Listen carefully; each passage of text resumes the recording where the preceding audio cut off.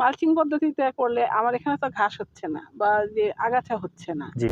তাহলে আমার নিড়ানি খরচটা বেঁচে যাচ্ছে। এই হিসেবে দেখা যাচ্ছে মালচিংটা ব্যয়বহুল না। দর্শক আসসালামু আলাইকুম, পল্লী কৃষি ইউটিউব চ্যানেলের পক্ষ থেকে সবাইকে প্রীতি ও শুভেচ্ছা। দর্শক, আমি এই মুহূর্তে দাঁড়িয়ে আছি মালচিং পদ্ধতিতে মরিচ চাষের একটি জমিতে। দর্শক, আমরা আজকে যার এই মরিচ চাষটি দেখতে এসেছি, উনি ইতিপূর্বে গাইবান্ধার সর্ববৃহৎ মালচিং পদ্ধতিতে উনি কৃষির ফসল উনি চাষাবাদ করেছেন এবং ভালো সফলতা অর্জন করেছেন। আজকে আমরা তার এই মরিচ চাষ দেখতে এসেছি। উনি মরিচ চাষটি কিভাবে করলো, উনি কেন বারবার মালচিং পদ্ধতিতে উনি এই ধরনের কৃষি কাজগুলো করে থাকেন, এই বিষয় নিয়ে আমরা একটা পূর্ণাঙ্গ ভিডিও তৈরি করব। আশা করি সম্পূর্ণ সময় আপনারা আমাদের সঙ্গেই থাকবেন। চলুন তাহলে আমরা এই নারী উদ্যোক্তার সঙ্গে কথা বলি। আসসালামু আলাইকুম।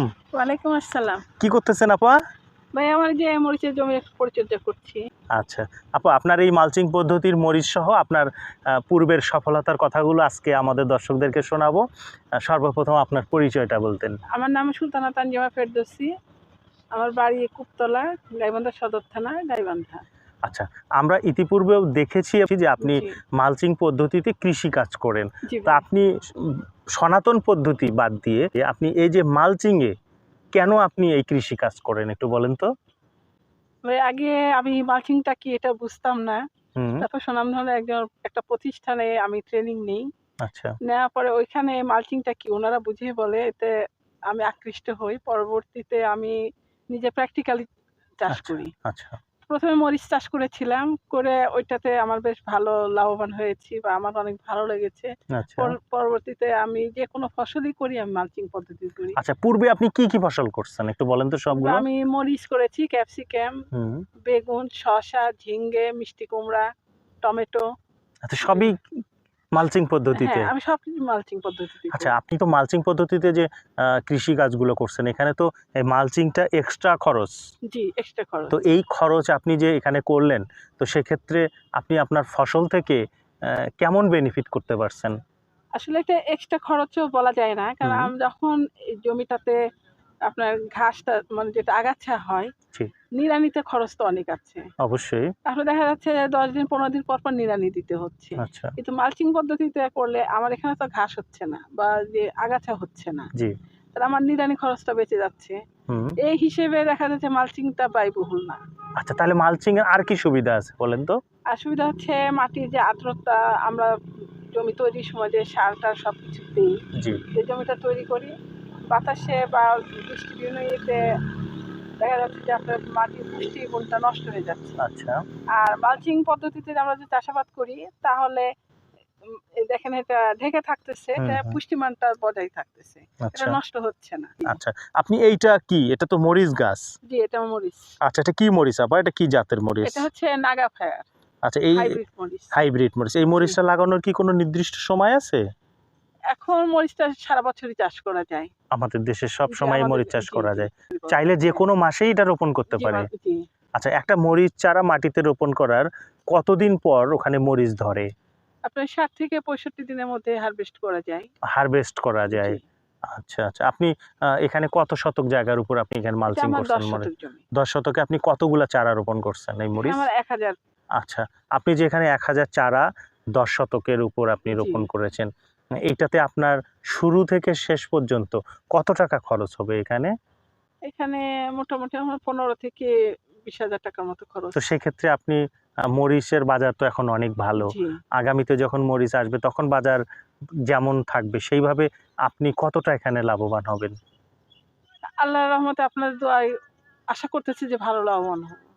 আচ্ছা আপা, আপনি পূর্বে যে মালচিং পদ্ধতিতে বিভিন্ন কৃষি কাজগুলো করেছিলেন, সেখানে কতটা বেনিফিট করছেন?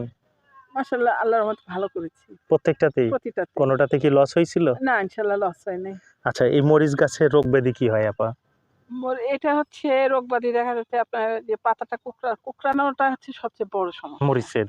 জি। আচ্ছা, একটু এদিক ওদিক হয়ে গেলে এটা কুকড়ে যাবে, কুকড়ে গেলে তো গাছটা সর্বশেষ, ওখান থেকে আর কোনো কিছু আসবে না। আচ্ছা, তো সেক্ষেত্রে করণীয়টা কি আমার?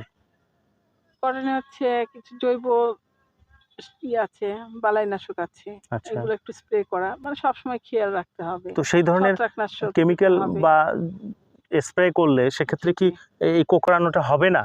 না হবে না। আর যদি হয়ে যায় হয়ে গেলে তারপরে আপনাকে ট্রাই করতে হবে এটাকে সেক্ষেত্রে সংশোধন রিকভারি করা, হয় কিনা? জি। রিকভারি হয় কি? আপনি যেহেতু পূর্বে চাষ করেছেন, জি, এই জি। জন্য আপনার পূর্বের অভিজ্ঞতাটা একটু আমার কিছুটা দর্শকদেরকে শোনাতে 100% না চাচ্ছিলাম। হলে কিছুটা হবে। আচ্ছা আপা, আপনার এখানে তো আমরা এখন আছি 10 শতক মরিচের প্রজেক্টে। জি। এরকম আপনার কতগুলা জমি আছে এই মালচিং এর? মালচিং এ আমার ৩ বিঘা জমি। আমার তো মনে হচ্ছে গাইবান্ধা এটা আপনার সর্ববৃহৎ প্রজেক্ট। জি, এটা তো সবাই বলে যে আচ্ছা, আচ্ছা। আমারটা বৃহৎ। আচ্ছা, আচ্ছা। আচ্ছা আপনার এখানে যে আপনি এত আধুনিক পদ্ধতি বা অনেক চমৎকার আপনি কৃষি জি। কাজ করে যাচ্ছেন একজন নারী হয়ে। তো আপনাকে কৃষি অফিস থেকে কতটা এখানে সাপোর্ট দেয় ওনারা? আমাকে অনেকটাই সাপোর্ট দেন। ওনার স্যার আসেন বা উপসহকারী দিদি স্যার পর্যন্ত এসেছেন, এসে আমার আচ্ছা। প্রজেক্টটা ভিজিট খোঁজ করেছেন, খবর নেন দেখেন। জি, আপনার? জি। আচ্ছা। আমার সেল করার জন্য বিপণনে আমাকে অনেক হেল্প করেছেন। হুম, মানে এখনো করেন। আচ্ছা, আমি যেহেতু নারী উদ্যোক্তা সেই হিসেবে সবারই সহযোগিতা পাচ্ছি। আচ্ছা। জি, তো আপা আপনি তো একজন নারী উদ্যোক্তা। আপনার এখানকার উৎপাদিত বিভিন্ন ফসলগুলো আপনি জি। কিভাবে বিক্রি করেন এগুলো? আসলে আমি এখানে নিয়ে যাই যে আড়তে দিই। আচ্ছা, দিলে ওনারা অবশ্য আমাকে অনেক হেল্প করেন। যেহেতু আমি একজন মেয়ে। আগে আমি নিজে যেতাম, এখন আর হুম, যেতে হয় না। দেখা যাচ্ছে যে আমি যখন পাঠিয়ে দেই, একজন লোকের মধ্যে পাঠিয়ে দিলে ওনারা অবশ্য সেল করে, করে আমার কাছে টাকাটা বিকাশে পাঠিয়ে দেয়। আচ্ছা। আপনি একজন নারী হয়ে আপনি এত বড় মালচিং পদ্ধতিতে প্রজেক্ট কেন করলেন? বা সাহসটা কিভাবে পেলেন আপনি? আসলে কৃষিটা আমার শখ, স্বপ্ন ছিল। যাক আমার বাবা কৃষি কর্মকর্তা ছিলেন।